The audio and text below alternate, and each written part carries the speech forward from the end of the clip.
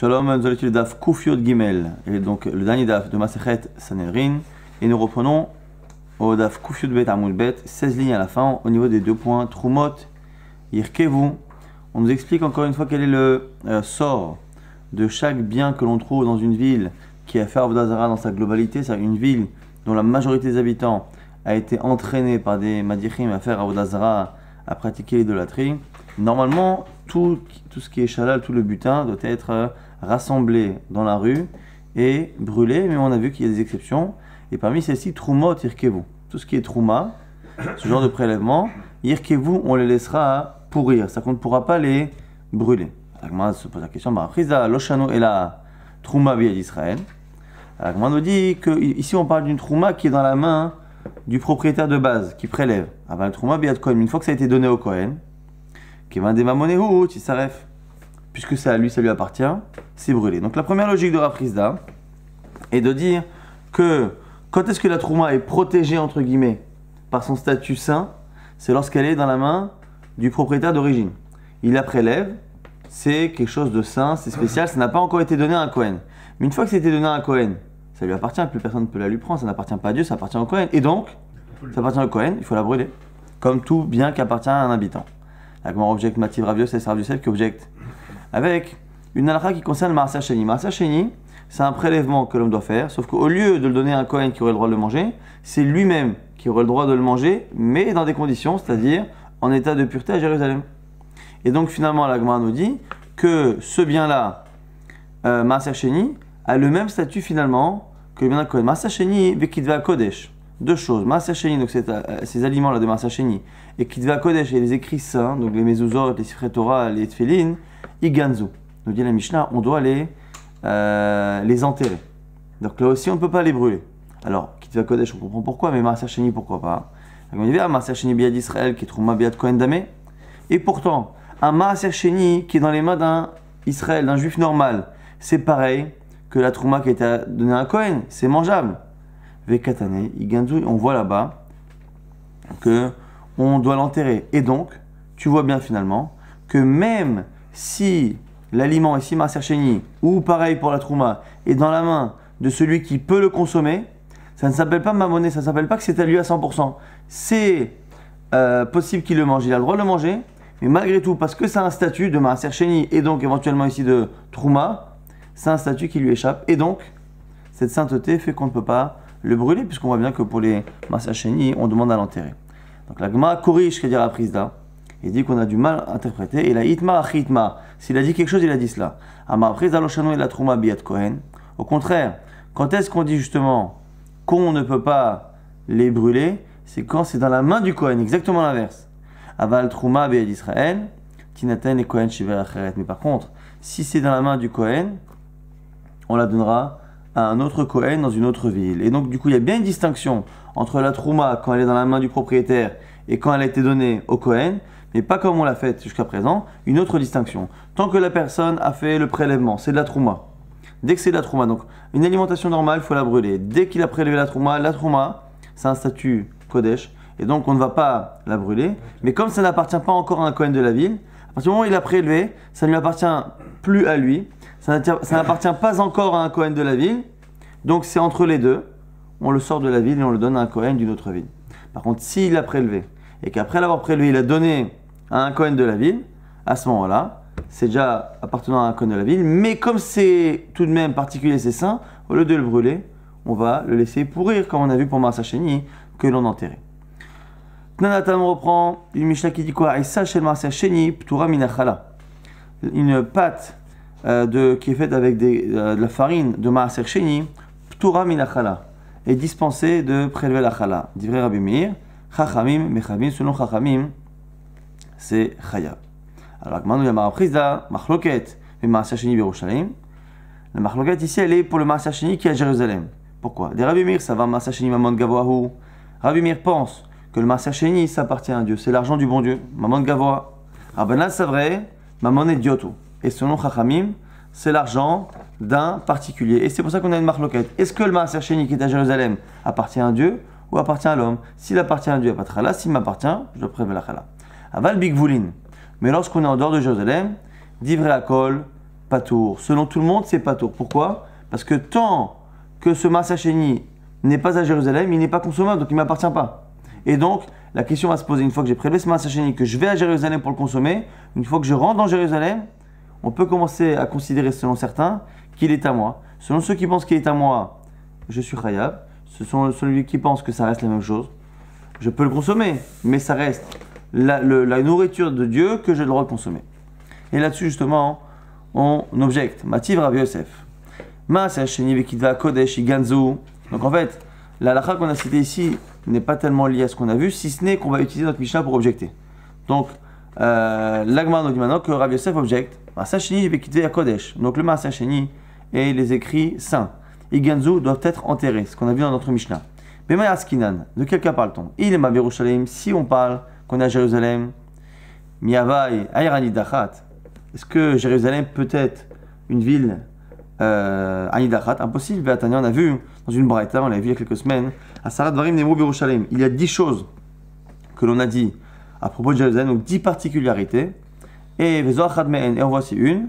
Et Nanarsit Ayrani Dachat. Elle ne peut pas être rendue Ayrani Dachat. Quoi qu'il arrive, même si la majorité, la totalité des gens de la ville font Avodah Zara avec les Médichim, toutes les conditions sont là, ça fait partie des exceptions de Jérusalem. Ve'ela, Be'ira Cheret. Donc on est obligé de dire qu'on parle d'un Maaser Sheni qui est dans une autre ville. Donc dans notre Mishnah, on a dit que le Maaser Sheni, il faut l'enterrer.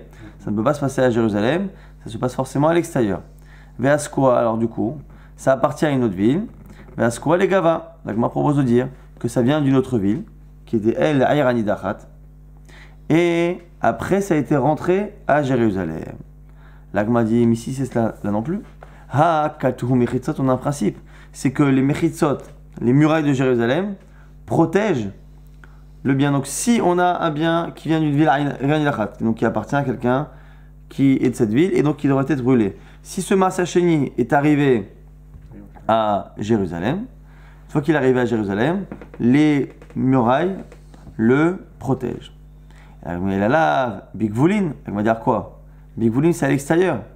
Elle m'a dit alors, Vekatane, Iganzu, et on a vu pourtant que Iganzu, qu'on devait enterrer. Et donc, l'Agma se pose la question pourquoi Iganzu? Parce qu'on a vu, selon la logique de Rav Chizda, que tant que le Maaser Sheni n'était pas arrivé à Jérusalem, ça n'appartient à Kadosh Baruch Hu. On a vu la logique de Rav Chizda, c'est quoi? C'est que la marloquette Rabbi Meir et Chachamim, elle n'est qu'à Jérusalem. C'est-à-dire qu'un Maaser Sheni, donc ce bien que je prélève et que j'ai le droit de manger à Jérusalem uniquement, ce Maaser Sheni qui est un prélèvement de la récolte qu'on fait sur certaines années de la Shemitah, ce prélèvement-là, tant que je suis à l'extérieur de Jérusalem, ça appartient totalement à Dieu. Totalement à Dieu, et donc du coup il n'y a pas de trala. Quand j'arrive à Jérusalem, c'est là qu'on a une discussion. Donc la gamin se pose la question. Puisque par élimination, on ne voit pas comment on peut comprendre ce cas-là. Comment dans notre Mishnah, on a parlé d'un Maaser Sheni qui est dans une ville Ayrani Dachat. Si on est dans une ville totalement à l'extérieur de Jérusalem et qu'on y reste, ben c'est à l'argent qui appartient à Kadosh Baruch Hu, et il doit ni être enterré, ni brûlé, ni rien du tout. C'est un statut de quelque chose qui appartient à Kadosh Baruch Hu, de Ekdesh. Et on a vu que si c'est à Jérusalem, c'est pas possible parce qu'il n'y a pas de ville Ayrani Dachat pour Jérusalem. Et si c'est passé de l'un à l'autre, ça ne change rien parce que Jérusalem a tendance à protéger. Donc comme ça protège, on n'a ni à l'enterrer, ni à le brûler. Donc du coup, l'Agma ne comprend pas quel est le cas. Encore une fois, c'est le Rav Chizda qui a dit que Maaser Sheni s'appartenait à Hachem. L'Agma dit non, les Rolam des Racheret.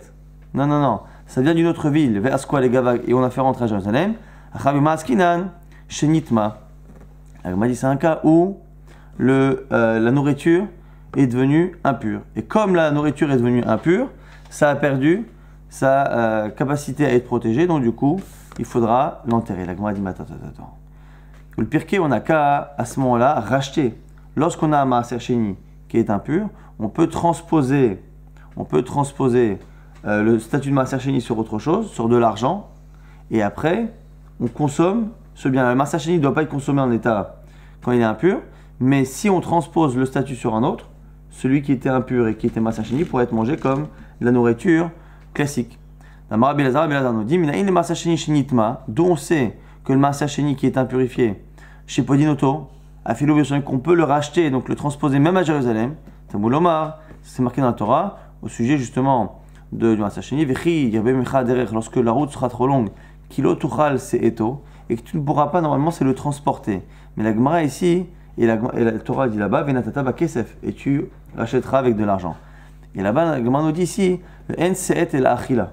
Et se'et, ici qui veut dire transporter, veut toujours aussi signifier achila, la consommation. Shema vaïssa mas'ot me'et panav alehem, comme c'est marqué là-bas dans Bereshit chez Yosef HaTzadik. Vaïssa mas'ot me'et panav. Il a porté tout ce qui était mas'ot, c'était des biens alimentaires. Et donc du coup, kilo tuchal se'eto, lorsque tu ne peux pas le manger, pourquoi? Parce qu'il est impur, le maaser sheni, ve'natata bakasef, et tu donneras à ce moment-là de l'argent pour le racheter. Donc la Gemara dit, là aussi, même si la nourriture est arrivée à Jérusalem et qu'elle est devenue impure, on peut encore le racheter. Donc quand on peut le racheter, il n'y a pas de raison d'enterrer ce maaser sheni. La Gemara dit, achab ma'askinan belakour. La Gemara dit, non, c'est un cas où c'est déjà quelque chose qui a été racheté. Donc en fait, c'est un bien de maaser sheni qui a été transposé sur de l'argent. Alors l'exemple, c'est soit parce qu'il a été impurifié, soit parce que c'est compliqué de déplacer les aliments. Quand c'est des tonnes et tonnes de récoltes, qu'est-ce qu'on fait? Là où on se trouve, on transpose la kedusha de maaser sheni sur de l'argent, on prend l'argent, on arrive à Jérusalem, on achète un bien avec. Et la Gemara nous dit, c'est ce cas-là, c'est déjà le bien qu'on a acheté avec un pidion, qui maintenant se retrouve impurifié, sous-entendu, une fois que c'est lui qui s'est rendu impur, lui on ne peut pas le racheter. La Gemara dit, mais c'est faux. Ou le pire, on peut encore le racheter. Ditna, c'est marqué dans une Mishnah. Même quelque chose qui ne vient pas du maaser sheni lui-même, mais qui a déjà été acheté avec l'argent du maaser sheni et qui s'est impurifié à Jérusalem, Ipadé, on peut le racheter? La Gemara dit oui, mais c'est pas selon tout le monde. Rabbi Yehuda de Amar Ikaver. C'est comme Rabbi Yehuda qui a dit Ikaver. Que non. Lorsque c'est le bien qui a été acheté avec de l'argent qui s'est impurifié, Ikaver, il faut l'enterrer. La Gemara dit mais attends, même tout cela. Finalement, tu es en train de m'expliquer quoi? Pourquoi dans la Mishnah on a dit que le maaser sheni qui est dans la villa Inachat, il faut l'enterrer? On a vu les Kidzah Kodesh, on comprend. Mais pourquoi le maaser sheni? Parce que donc c'est un cas finalement complexe. On est à Jérusalem, c'est un bien qui vient de l'extérieur, et un Inachat qui elle a fait Avodah Zara. À l'époque, on a pris l'argent, ce maaser sheni on l'a vendu, on a pris l'argent on l'a pris à Jérusalem. À Jérusalem, on a acheté des biens avec. Et ces aliments-là se sont impurifiés. Et on est selon Rabbi Yehuda qui dit que quand ça s'est impurifié, on doit enterrer. On va dire, mais si c'est ça, au final, c'est parce que ça s'est impurifié qu'on n'a pas le droit de le consommer. Donc Rabbi Yehuda là-bas, il dit, prends, on l'enterre. Parce que comme c'est du maaser sheni qui est impurifié et qu'on ne peut pas racheter parce qu'il a déjà été racheté une première fois, on l'enterre pourquoi? Parce que c'est impur. Maaser sheni qui est impur, qui a déjà été nivdé. Et donc, ça n'a rien à voir avec notre Mishnah de Ayran Idachat. Iachi, la Gemara nous dit, Maïria, Ayran Idachat. Pourquoi tu me parles de la Ayran Idachat? Afilou de Almanami. Si c'est Rabbi Yehuda, c'est une logique. Oublions Ayran Idachat. Il suffit qu'un bien de maaser sheni qui provient déjà d'un rachat une première fois s'impurifie, il ne peut plus être acheté et libéré une seconde fois. Et là, alors là, betahor. La Gemara dit non, oublions la touma là. C'est tahor. Et quoi? C'est un cas où les murailles de Jérusalem sont tombées. Comme dit Rava, le fait qu'il faille des murailles à Jérusalem pour pouvoir consommer le maaser sheni, c'est une halakha de Oraita. Mais l'iklot des Rabbanan, cette halakha qu'on a cité quelques instants, que les murailles de Jérusalem protègent un bien qui par exemple vient d'une ville où tout doit être détruit. Donc le fait que ce bien soit protégé par la muraille de Jérusalem, ça c'est une invention entre guillemets des Rabbanan. Et lorsque les Chachamim ont fait cette xéra, ils l'ont fait tant que les murailles sont existantes. Lorsque les mechitzot sont là. Et donc du coup, selon Rava, c'est comme ça qu'on expliquerait, ce serait un bien qui viendrait d'une ville, qui serait arrivé à Jérusalem. Une fois qu'il arrive à Jérusalem, les mechitzot de Jérusalem ne tiennent pas. Et donc, à ce moment-là, le bien n'est plus protégé par cela. Et comme on arrive à Jérusalem, le bien commence à appartenir à celui qui vient de la ville, parce que tant qu'il est à l'extérieur de Jérusalem, il n'est pas consommable, ça appartient à Dieu, donc il n'y a rien à faire. Une fois qu'il arrive à Jérusalem et que la muraille de Jérusalem ne le protège pas, une fois qu'il arrive à Jérusalem, ça appartient maintenant à la personne. Alors c'est un peu contradictoire parce que normalement on a dit que quand est-ce que ça commence à m'appartenir? Lorsque j'arrive dans la ville où je peux le manger. Mais là comme il n'y a plus la muraille, je ne peux pas le manger. Mais en tout cas la xéra des Chachamim n'est là qu'au moment où il y a les murailles, même si encore une fois c'est un petit paradoxe avec le fait que finalement je ne peux pas le consommer et que c'est normalement ça qui génère la propriété de la personne. En tout cas, Kitva Kodesh et Ganzo, la suite, disait que les biens qui étaient des Kitva Kodesh, donc des mezuzot, tous des parchemins avec une kedusha, devaient être enterrés. La Gemara nous dit le matnitin, des loki Rabbi Eliezer. Notre Mishnah ne va pas comme Rabbi Eliezer. Ceux qui se souviennent, il y a quelques semaines, Rabbi Eliezer disait, des Tanya, Rabbi Eliezer Omer, Toute ville dans laquelle il y a même une seule mezouza, on ne peut pas la détruire comme une ville. Comme c'est marqué, tu brûleras par le feu, et la ville, tu brûleras tout le shalal, tout le butin de la ville, tout. Ça inclut, non, normalement même les mezuzot. Or on ne peut pas brûler les mezuzot. Pourquoi? Lorsqu'il ne peut pas, parce que c'est marqué l'ota asunken. On a un principe. Là où la Torah dit que tout ce qui est avodazara, tu détruiras, tu détruiras le nom, tu brûleras. À chaque fois que c'est marqué là-bas, tu feras, c'est marqué après l'ota asunken. Toutes ces misotes positives de destruction de la avodazara existent en mise négative par rapport à tout ce qui est lié à Dieu. Et donc, on n'a pas le droit de le faire. C'est Rabbi Eliezer qui disait que de là, on voit que jamais ça n'est arrivé et jamais ça a été prévu que ça arrive, puisqu'il n'existe pas une ville sans une seule mezouza ou sans un seul Ktav Kodesh. Et donc, du coup, ça, c'est Rabbi Eliezer, mais notre Mishnah qui dit que pas du tout. On a dit Ktav Kodesh, on a des mezuzot, pas un problème. On les met, on les enterre, de telle sorte à ce qu'on s'en débarrasse sans devoir transgresser l'Otarasunken, la Shem Lokechem. La Gemara nous dit, Rabbi Shimon Omer, Amar Kadosh Baruch Hu, donc ça c'est la suite de la Mishnah, qui rapportait une marloquette justement par rapport à cette ville. C'est marqué dans la Torah, Vehaita tel olam lotibane od. Cette ville-là sera un tel, restera une sorte de monticule, quoi, il ne restera rien. Lotibane od, elle ne sera plus construite. Et là ici, la Gemara va rapporter une marloquette. Pourquoi? La question c'est, est-ce qu'on ne doit plus reconstruire une ville telle qu'elle était, mais on peut reconstruire d'autres choses, des champs, des vergers. C'était une ville, l'exemple c'était Yericho. Est-ce qu'on peut reconstruire autre chose, ou est-ce qu'on ne peut rien reconstruire? Et en fait, la marloquette, elle est liée aussi au sens du verset. Est-ce que le début du verset, Vaïta tel olam, ce sera tel olam? À jamais ce sera un tel, ce sera un monticule, ce sera rien. Si je m'arrête à cela, je me dis je peux rien reconstruire. Mais après, quand c'est marqué Lotib Banerod, elle ne sera plus construite. J'ai l'impression que c'est ce qui a été qui ne doit plus être, mais qu'autre chose, je pourrais le faire un stade de foot, faire je ne sais quoi, on pourrait le faire. Si c'est pas une destruction. Leima, la Gemara nous dit, Bede Rabbi Avin, ve Rabbi La'a kamiflagé. La Gemara propose de dire que c'est peut-être lié à la marloquette Rabbi Avin et Rabbi La'a. Pourquoi? La Rabbi Avin, la Rabbi La'a, car Rabbi Avin disait au nom de Rabbi La'a, Kol makom shetamotse, klal ba'ase, ou prat belo ta'ase, en daninoto bichlal ou prat. Non, un principe klal ou prat, c'est quand la Torah dit quelque chose de général et qu'après dit quelque chose de précis. Je donne un exemple comme ça. Lorsque tu prendras un animal et après on te donne l'exemple, une vache, on a un principe de klal ou prat. Normalement, on tient compte du prat. C'est-à-dire que la phrase générale est une introduction, mais en réalité, c'est que la partie précise qui nous importe. Ça, c'est le klal ou prat classique. Mais la Gemara nous dit que lorsque le klal ou prat est fait de telle sorte à ce que la partie générale d'introduction soit un klal, soit une misa positive, et que la partie précise est une mitzvah négative, ce qui est notre cas ici. Vérita tel olam, il y a une mitzvah que ça soit un tel olam, à jamais que ce soit vide. C'est global, ça ne donne pas de précision, et c'est une mitzvah positive. L'otibane od, et de manière précise, je dis l'otibane, elle ne sera pas reconstruite, a priori comme elle était, c'est négatif. Alors on a un principe, là-bas il dit quoi? Dans ces cas-là, on ne dit pas klaloprat, on ne tient pas compte de la précision, alors qu'en général, encore une fois, lorsqu'on dit quelque chose de général, il y a un exemple, c'est l'exemple qui prend le dessus sur la règle générale. Des ma'itle des Rabbi Avin ou ma'itle des Rabbi Avin. Un est d'accord avec Rabbi Avin, l'un n'est pas d'accord. Et donc, celui qui dit qu'on applique toujours klal ou prat, il te dit voilà, vérité tel olam, ce sera jamais un tel sans rien. C'est klal. Mais si je veux savoir réellement ce que la Torah veut, je prends le prat. L'otibanerod, elle ne sera plus reconstruite et donc plus reconstruite comme elle l'était, mais j'ai le droit de reconstruire autre chose. Donc des champs, des vergers.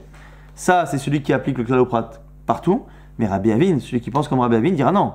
Ici, on ne peut pas appliquer le klal ou prat parce que le klal est tarasé, le prat est un lot tarasé. Et donc, comme on n'applique pas le klal ou prat, on reste sur le début de la phrase, le klal, et on dira il faudra que ce soit à jamais quelque chose de vide. La Gemara dit non, ça n'a rien à voir. C'est pas ça la marque. Tout le monde est d'accord avec Rabbi Avin. Mais la question, elle n'est pas est-ce qu'on tient compte du début de la phrase ou de la fin de la phrase. Tout le monde est d'accord qu'on tient compte finalement du début. Marsavar od legamre mashma ou marsavar od lechma shaita enanivnit aval naaset i ganot ou pardesim. La question ici, c'est comment on comprend l'expression od.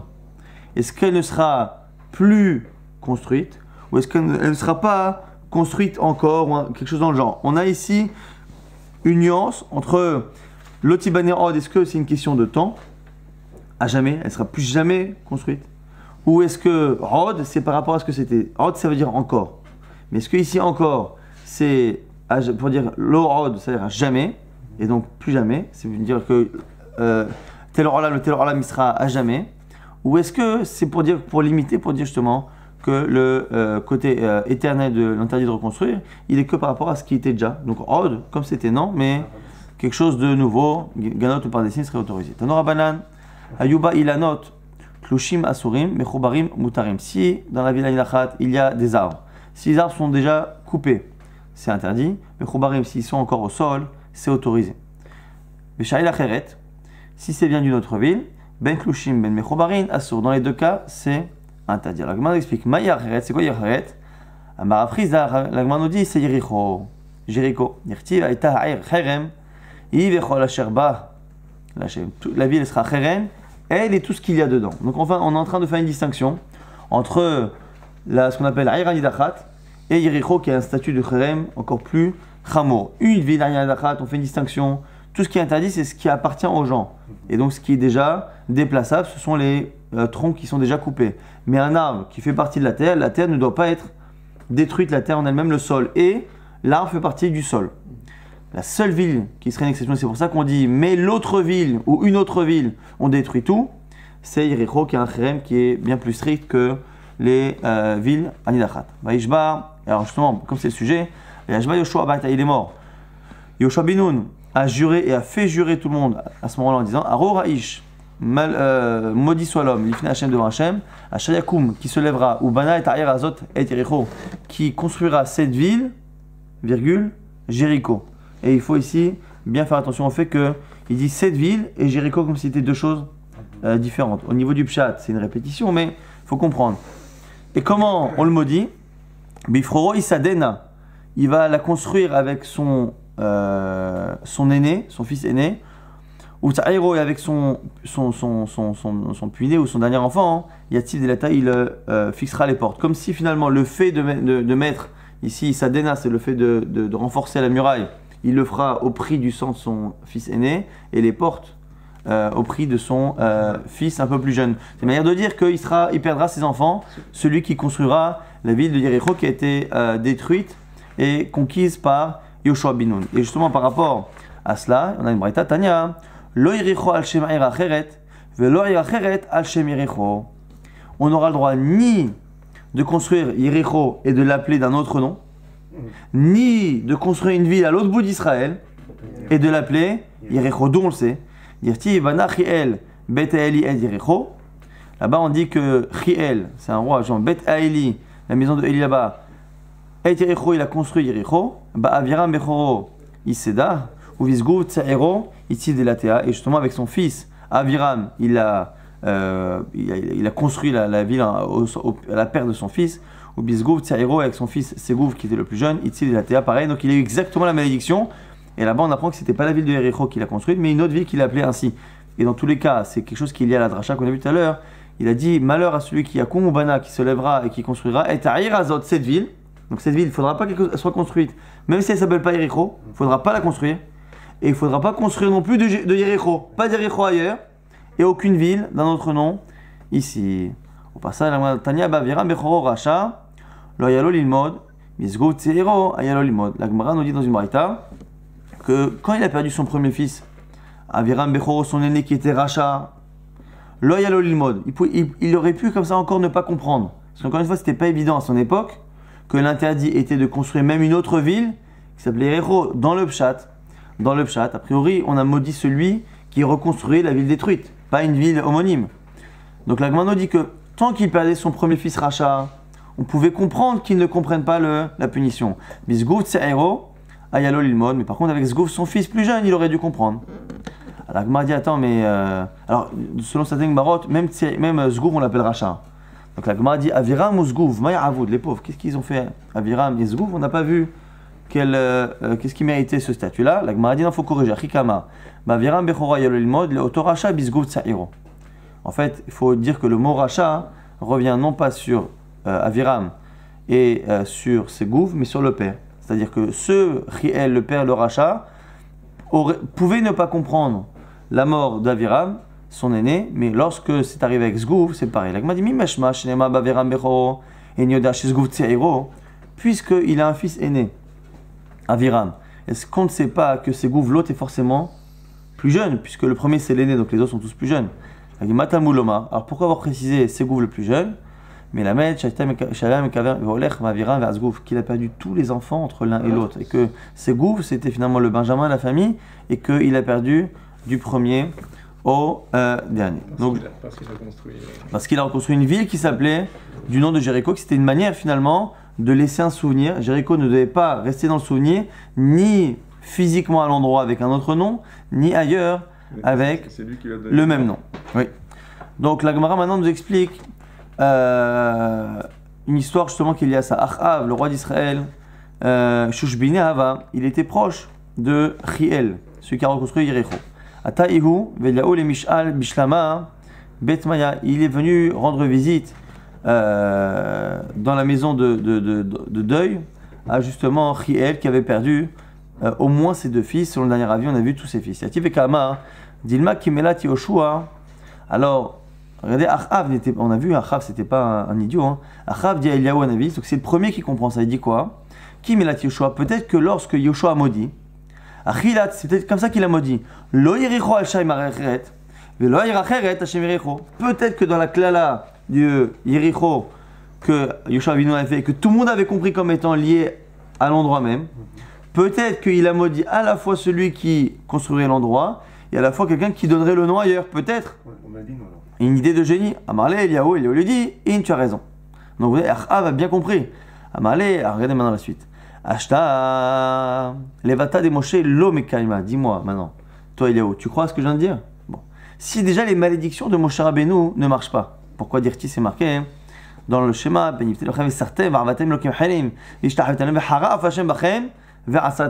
schéma, on dit que si vous écartez du chemin et que vous servez d'autres dieux, la colère d'Hachem va se lever. Hachem va être otser, le chemin il va contenir la pluie du ciel, il n'y aura plus de pluie, donc il y aura des famines, ainsi de suite. Il dit, mais tu vois bien, entendu, tu vois bien que moi, j'ai appliqué tout ce qui a marqué dans la Torah, et regarde, grâce à Dieu, il y a la pluie, il y a les récoltes, il y a les richesses. Donc tu vois bien que les cloud de Moshe Rabbeinu ne fonctionnent pas.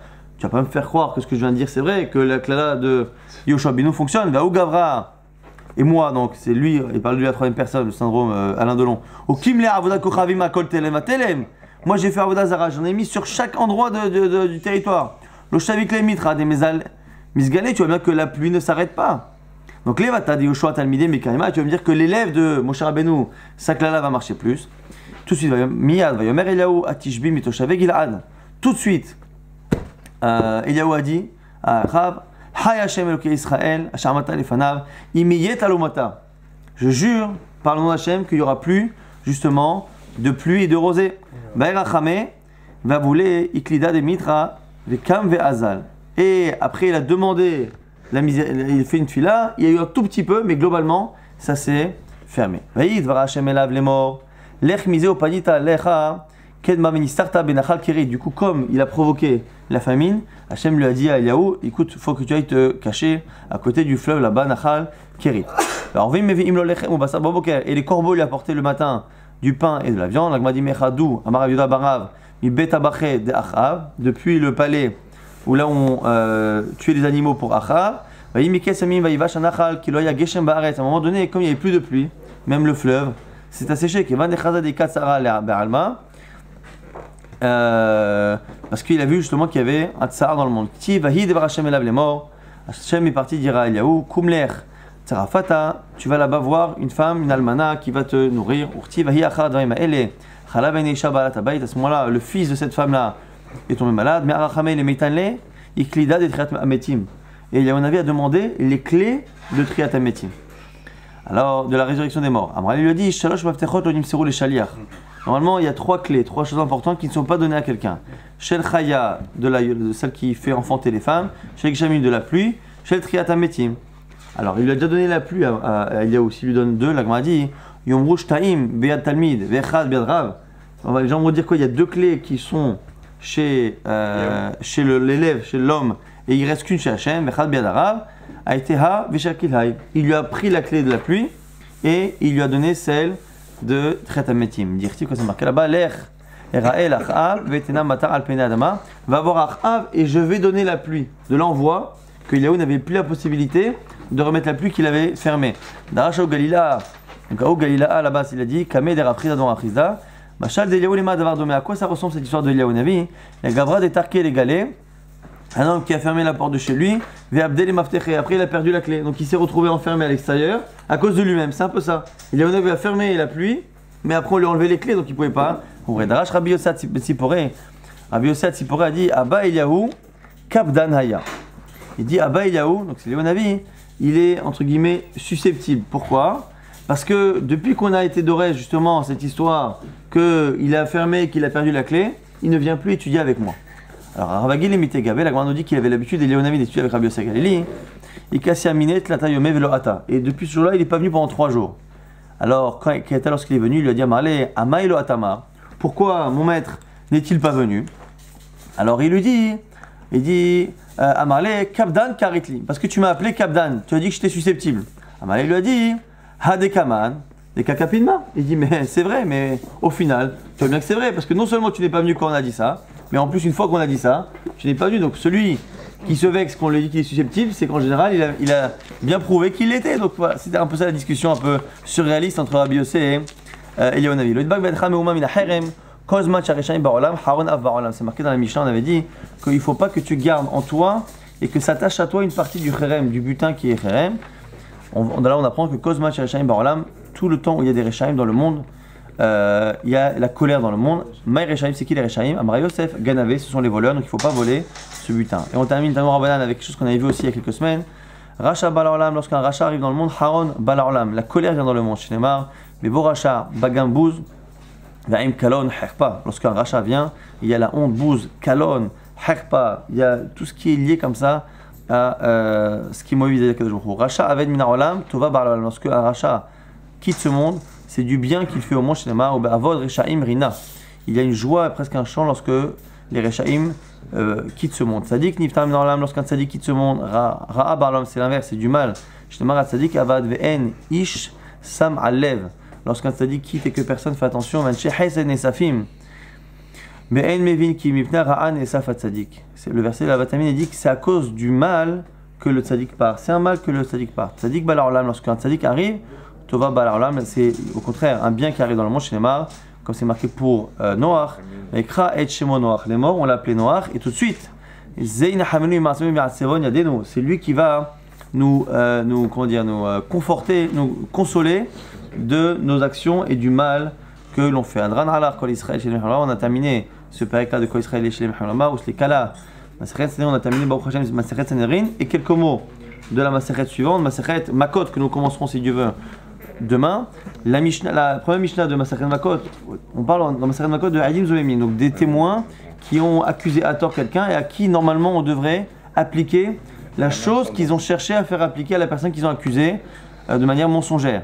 Simplement, lorsque la Mishnah commence en disant Ketsad Adim Nasim Zomemim, comment des témoins deviennent Zomemim, au lieu de citer le cas qui fonctionne, on ne cite que les cas où ça ne fonctionne pas. Donc, énorme. Comment c'est quoi? Anobeish Ploni, Sheu ben Grusha ben Chalutza, ou Hayav Galout, c'est-à-dire qu'il témoigne sur quelqu'un que c'est pas un vrai Kohen, mais on ne peut pas lui appliquer la même chose, parce qu'ils ne sont pas tous Kohen, les Anizayim, ou pareil, lui faire Galout, Galout c'est pour celui qui a tué par inadvertance, on ne peut pas appliquer Galout à quelqu'un qui a simplement voulu le faire. Donc sur les exceptions, on appliquera Malkout, on donnera les 39 coups parce qu'ils ont transgressé un interdit de la Torah de faire un faux témoignage face à quelqu'un, mais on ne pourra pas transposer et transposer la sanction qui est typique à un meurtrier ou typique à un Kohen, on ne peut pas la transposer à Sia'idim Zomemim.